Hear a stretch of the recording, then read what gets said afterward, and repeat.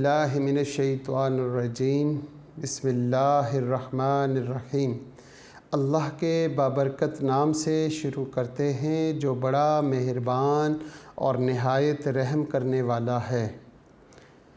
Unique group of institution की तरफ से ये ऑनलाइन लेक्चर्स अज़ीज़ तलबा व तालबात आपकी तालीम और तरबियत के लिए आप तक प्रोवाइड किए जा रहे हैं। मैं हूँ प्रोफेसर राजा वाजिद अली। आप सब बच्चे मुझसे स्टैटिस्टिक्स यानी शुमारियात पढ़ते हैं। हम सेकेंड ईयर की क्लास में चैप्टर नंबर 16 कर रहे हैं और chapter number 16 analysis of time series. हस्ब मामूल हम अपने लेक्चर का आगाज़ एक दुआ से करते हैं और दुआ है ज़िंदगी और मौत। अपने रब से किस अंदाज़ में मांगते हैं? अल्लाहुम्मा उर्ज़ुक़नी अल हयात सआदतन वल मौत शहादतन। ए अल्लाह हमें ज़िंदगी अता फ़रमा सआदत वाली और मौत अता फ़रमा शहादत वाली। आमीन। इस दुआ के साथ आज के लेक्चर का आगाज़ करते हैं। क्वेश्चन नंबर 8 का ए पार्ट है, पेज नंबर 264 टेक्स्ट बुक है। The following time series show the number of road accident in Punjab for the year 1977 to 1987। आपके पास 1977 से 87 तक number of accident in the Punjab मौजूद है। डाटा गिवन है। क्वेश्चन नंबर 8 इसका ए पार्ट, ईयर्स 1977, 1978, 1979, 1980, 1981, 82, 1983, 1984, 1985, 1986 और 1987। ये आपके पास ईयर्स गिवन है। और रोड एक्सीडेंट में जो आपके पास वैल्यूज़ गिवन हैं वो हम यहाँ से देख के लिखते हैं। वैल्यूज़ जी, फ़र्स्ट ऑफ ऑल 1977 में आपके सामने वैल्यूज़ दी हुई है 2493, इसी तरह 2639। फिर हम देखते हैं 2669। 1980 की वैल्यू देखते हैं तो 3038। 1981 3745। फिर इसी तरह 1982 पर है जी 4079। फिर हम देखते हैं 46 और 83, 48 और 45। 1985 4505। 1986 4793 और साथ में लास्ट वैल्यू है 4728। आपसे पूछा जा रहा है यहाँ पर number 1 first part, use the method of least square to fit a straight line taking the origin at the middle of the time period. जो टाइम पीरियड का मिडल है वहाँ पर आपका ओरिजिन है। तो यहाँ पे सबसे पहला काम तो आपने ये करना है, एक x का कॉलम बना लें।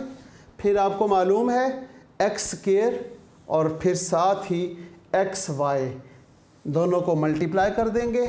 फिर इसके सेकंड पार्ट के लिए हम ट्रेंड वैल्यूज़ भी मालूम कर लेते हैं, एक कॉलम मज़ीद। इन तमाम वैल्यूज़ को कैसे मालूम करेंगे जी? x की values middle of the time period as a origin. अब आप देखें जी, आपके पास जो टाइम पीरियड है उसका मिडल क्या है? 1 2 3 4 5, यहाँ से 1 2 3 4 5, तो 1982 एज ओरिजिन। तो आपको अगर याद हो लास्ट टाइम हमने यहाँ पर x की वैल्यूज़ कैसे मालूम की थी?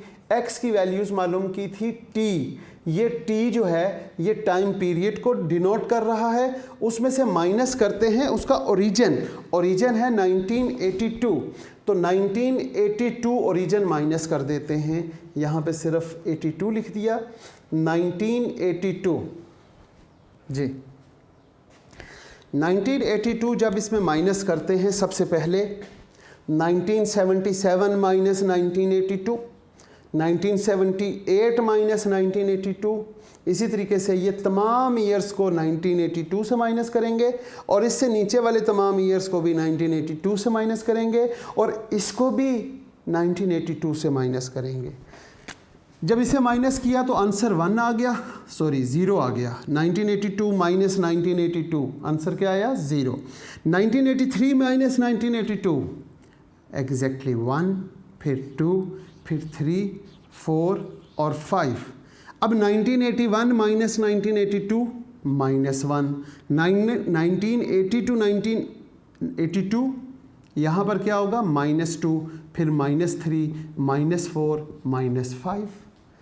अब आगे क्या करेंगे आप? एक्स स्केयर, एक्स की हर वैल्यू का स्केयर ले लें, वो तो बहुत इजी होगा आपके लिए। 25, 16, 9, 4, 1, 0, 1, 4, 9, 16 एंड 25। अब आपने क्या करना है? मल्टीप्लाई करना है x को y के साथ, यानी कि x की पहली वैल्यू है आपके पास -5 और y की पहली वैल्यू क्या है? 2493, ये y की पहली वैल्यू।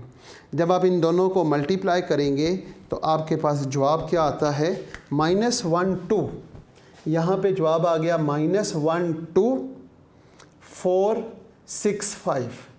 अब 2639 को -4 से मल्टीप्लाई कर दें, ये भी आपका आंसर माइनस में आएगा। 10556।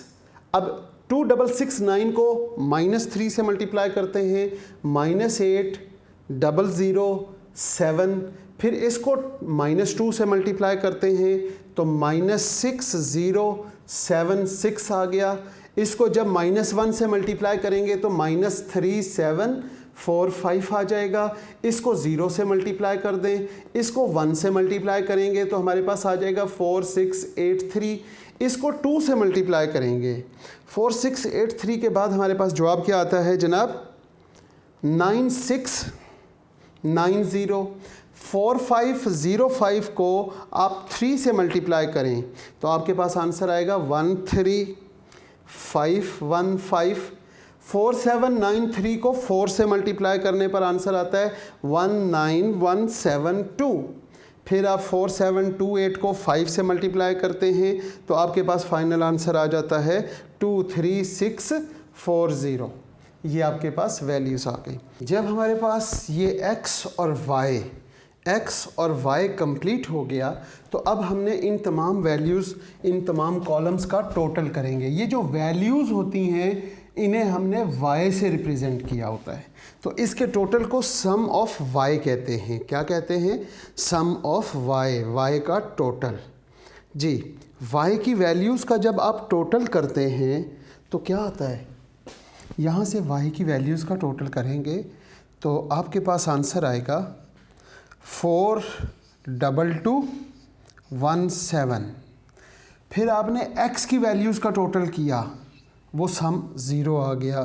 फिर आपने x स्क्वायर की वैल्यूज़ का सम किया, वो आपके पास 110 आ गया। और समीशन x y इस तमाम कॉलम्स का टोटल किया तो वो आपके पास आंसर आया 29851। ये टोटल जब कंप्लीट हो जाएं तो फिर इक्वेशन की तरफ चलेंगे। इक्वेशन है जी हमारे पास straight line y = a + bx। इस इक्वेशन की 2 नॉर्मल इक्वेशंस बनाएंगे।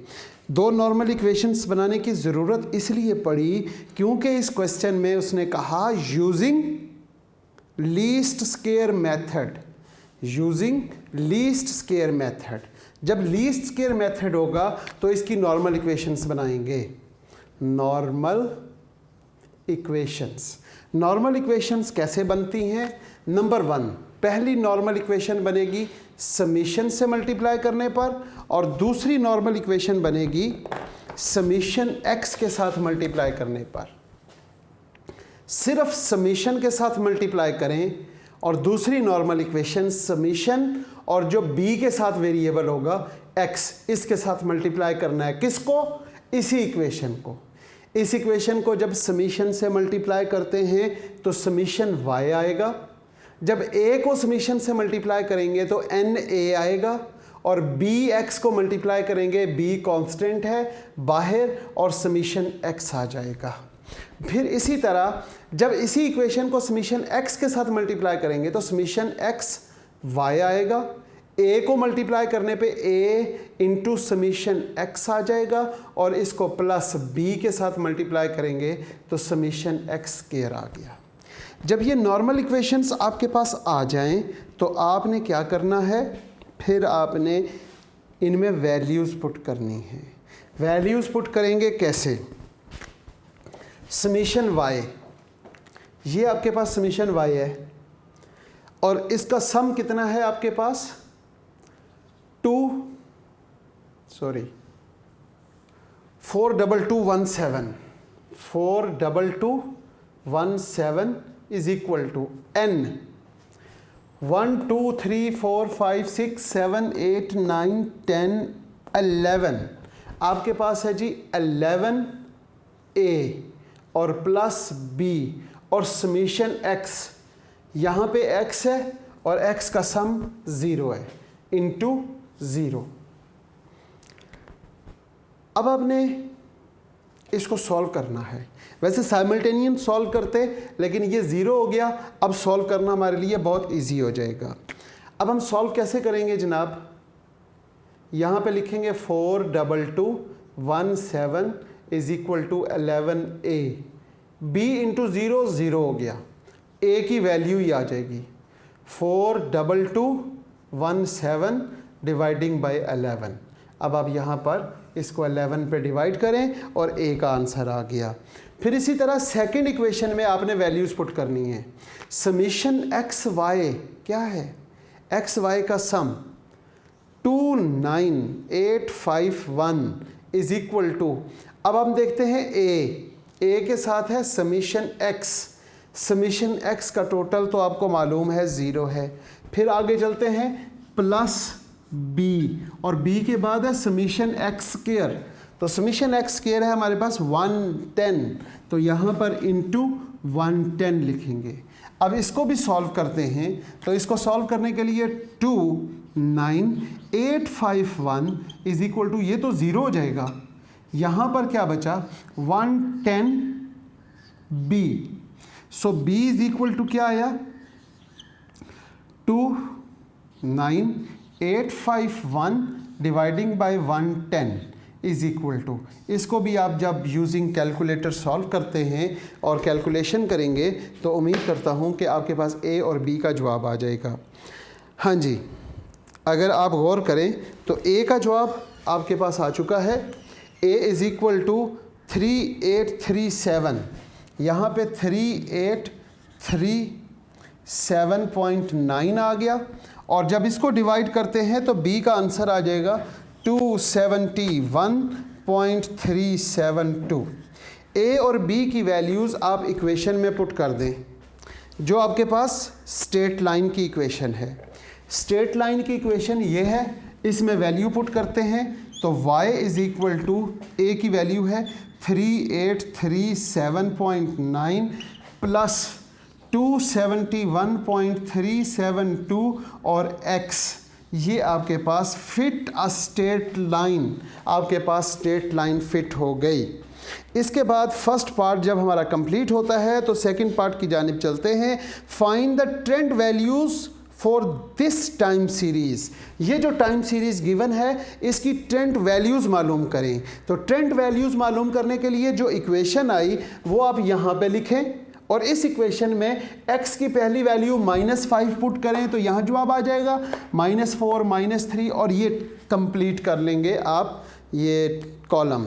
हम ये वैल्यू लिखते हैं 3837 यहाँ पे लिखते हैं 3837.9 प्लस 271.9 और x की पहली वैल्यू क्या है -5।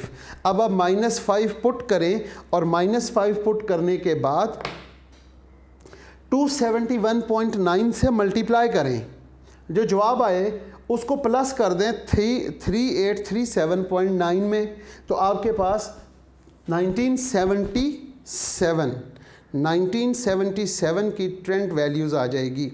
और 1977 की ट्रेंड वैल्यू आपके पास क्या आई, हम लिखते हैं जनाब 2481.06। अब हम -4 इस इक्वेशन में पुट करें, इससे मल्टीप्लाई और इसमें प्लस करने पर आपके पास आंसर आएगा 2752.43। फिर हम देखते हैं 3023.8 और -2 पुट करने से आपके पास आंसर आ जाएगा 3295.17। इसी तरीके से आप जब -1 पुट करते हैं तो -1 पुट करने से आपके पास क्या जवाब आया 3566.54। जब ज़ीरो पुट करेंगे तो अंडरस्टूड है 3837.9, जो ये वैल्यू ए की है वही आ जाएगी। ज़ीरो के बाद आप 1 पुट कर ले, ये 1 आपने जब 1 पुट किया तो आपके पास आंसर आ गया 4109.28। फिर हम देखते हैं 2 वैल्यू पुट करने पर, वैल्यू 2 पुट करते हैं तो 4380.65। फिर हम x की 3 वैल्यू पुट करेंगे तो ये ट्रेंड वैल्यू आ जाएगी 65 के बाद 4652.02। फिर हम देखते हैं 4923.39 और लास्ट में हम 5 वैल्यू पुट करेंगे x की तो 5194.76 आ गया। इस तरीके से हमारा इसका सेकंड पार्ट जो है वो भी कंप्लीट होता है, जिसमें उसने पूछा हुआ है कि ट्रेंड वैल्यूज़ मालूम करें टाइम सीरीज़ की। लास्ट में एक और पॉइंट पूछा हुआ है इसने जनाब, और वो पॉइंट इसने क्या पूछा हुआ है, एक पॉइंट लास्ट है जी, estimate the number of road accident in 1989। 1989 में आपके पास रोड एक्सीडेंट की वैल्यू या एस्टिमेटेड वैल्यू बताएं, तो उसके लिए आपको 89 के लिए क्या करना पड़ेगा, 87 यहाँ तक मौजूद है। अब फोरकास्टिंग करनी है, 87 के बाद 88 आएगा और फिर 89 आएगा। तो 89 पर हमारे पास x की वैल्यू क्या होगी, अगर हम गौर करें तो यहाँ पे 87 है, 88, 89 तक पहुँचने पर आपके पास x की वैल्यू क्या आएगी, यहाँ पे 5 है, यहाँ पे 6 और यहाँ पे 7। 89 पर x की वैल्यू 7 आ गई, तो आपने पुट कर देना है, put x is equal to 7 in estimated equation. Estimated equation आपके पास ऑलरेडी ये बनी हुई है, वो है आपके पास y is equal to 3837.9 plus 271.372 और यहाँ पर आपने 7 पुट कर देना है। 7 से मल्टीप्लाई करके इसमें जमा करें तो एस्टिमेटेड वैल्यू कंप्लीट हो जाएगी। इस तरीके से ये क्वेश्चन जो है हमारा क्वेश्चन नंबर 8 का ए पार्ट कंप्लीट होता है। अब हम क्वेश्चन नंबर 8 के बी पार्ट की तरफ चलते हैं। 8 के बी पार्ट में देखें तो आपके पास चीज़ें क्या गिवन हैं, फिट अ स्ट्रेट लाइन, करना तो कुछ ऐसा ही है लेकिन उसका थोड़ी सी टेक्निक चेंज है। Fit a straight line y is equal to a plus b x from the following results the year 1985 to 1995। हमारे पास जो ईयर्स हैं वो कहाँ से कहाँ तक हैं, 85 से 95 तक हैं और उनकी वैल्यूज़ नहीं गिवन। अब जैसे यहाँ पे या इससे पीछे जितने भी हमने क्वेश्चंस किए हैं उनमें हर ईयर्स के सामने उनकी वैल्यूज़ गिवन थी और ये जो क्वेश्चन है इसमें वैल्यू गिवन नहीं होगी। हम बात कर रहे हैं क्वेश्चन नंबर 8 और उसके बी पार्ट की। 8 है और उसका बी पार्ट। ईयर्स गिन लेते हैं, काउंट कर लेते हैं, लिख लेते हैं। 19, वैसे उसने टेबल भी नहीं दिया। 1985, 1986, 87, 88, 89, 90, 91, 92, 93, 94 और 1995 तक ईयर्स दिए हुए, वैल्यूज़ नहीं दी। चले कोई बात नहीं, वैल्यूज़ गिवन ही नहीं है। एक्स की वैल्यूज़ तो हमने खुद ही मालूम करनी होती है। अब एक्स की वैल्यूज़ कैसे मालूम करें कि यहाँ पर उसने लिख दिया कि find out the values middle of the year. Middle of the year 1, 2, 3, 4, 5 साल नीचे कर लेते हैं। 1, 2, 3, 4 और 5 साल। 1990 एज द मिडल। अब जब ये मिडल हो गया तो आपने क्या करना है, मिडल ईयर को ओरिजिन बना लेना है। मिडल ईयर को ओरिजिन 1990। एक्स बनेगा यहाँ 0, 1, 2, 3, 4, 5, फिर -1, -2, -3, -4 और -5। इसके बाद वैसे अमूमन एक्स स्क्वायर का कॉलम बनाते हैं और एक कॉलम बना लिया करते हैं एक्स वाई का, और इन कॉलम्स के टोटल किया करते हैं ताकि हम अपने क्वेश्चन को आगे कंप्लीट कर सकें। अब जब हमारे पास एक्स की वैल्यूज़ ही गिवन नहीं है तो एक्स का टोटल कैसे करें, सॉरी वाई की वैल्यूज़ गिवन नहीं है तो वाई का टोटल कैसे करेंगे। एक्स स्क्वायर तो हो जाएगा लेकिन एक्स वाई का टोटल नहीं हो सकता। हम क्वेश्चन को गौर से देखें तो ये टोटल उसने खुद ही दिए हुए हैं। जैसे समीशन एक्स अंडरस्टूड है 0 होगा, समीशन वाई क्वेश्चन में गिवन है जी 438.9, हमारे पास यहाँ पे टोटल गिवन है 438.9। समीशन एक्स स्क्वायर ये भी गिवन है 110, अभी हमने लास्ट क्वेश्चन में किया भी था, 110 ही आता है। और समीशन एक्स वाई भी गिवन है -84.4। अब जब ये टोटल गिवन है तो वैल्यूज़ गिवन हो या ना हो कोई फ़र्क नहीं पड़ता। हम क्या करेंगे, सिंपल हम अपना मेथड जो है उसको कंप्लीट करेंगे।